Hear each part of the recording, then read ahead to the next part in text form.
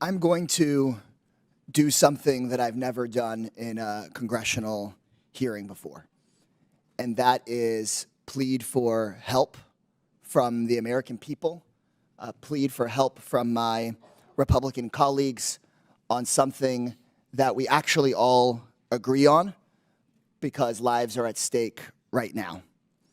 I'm going to start by describing the facts on the ground.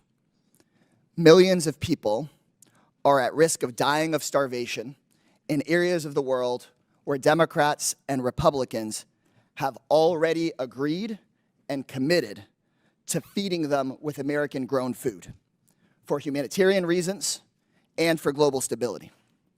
But yesterday, I spoke with people in charge of warehouses in Sudan and Ethiopia, warehouses full of food, but because of DOGE, that food is trapped in the warehouse out of reach of starving and dying moms and kids. In those two countries alone, 150,000 children and moms are at risk of dying this month if that food is not delivered from the warehouse to them right up the road. Everyone agrees that's not supposed to happen. Republicans voted for this food, and Democrats voted for this food to get out. Secretary of State Marco Rubio says the food should go out as part of his life-saving waiver. DOGE Chairwoman Marjorie Taylor Greene started this hearing by saying that life-saving food programs should still be running. We have paid for the food, and we have shipped it, and it is sitting trapped in the warehouse because DOGE is blocking the payments needed to get the food out to the people who need it. So here's what that means. It means that kids are dying, and more will die tomorrow, of severe acute malnutrition. If you want nightmares, just Google severe acute malnutrition and look at the photos. The way that healthcare workers determine if a kid is dying of this is they measure their bicep. And if their bicep is less than 4.5 inches around, then that means you could die of starvation tomorrow. Think of a kid's arm fitting through this hole. Think of your kid's arm fitting through this hole. These kids could die tomorrow.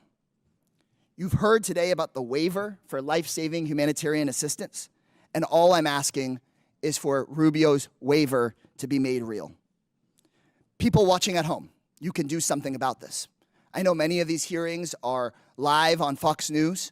I'm a Democrat. For many of the people watching, you may not agree with me on many issues, but I think we can all agree that this food needs to get out of the warehouse and to these kids.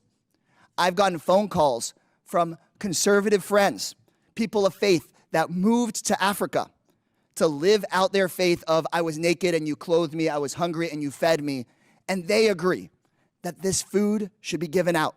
So call your Republican congressperson, call the White House, tell them you know they didn't mean to do this, but that this food needs to go out tomorrow.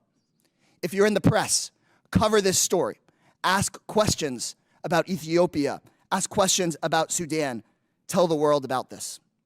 And to my Republican colleagues, DOGE is not going to listen to me, but you can fix this. Pick up the phone, make a phone call. Y'all could save lives today.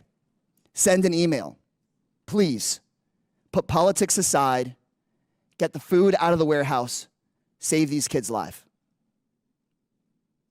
You can save these kids' lives. With that, I yield back.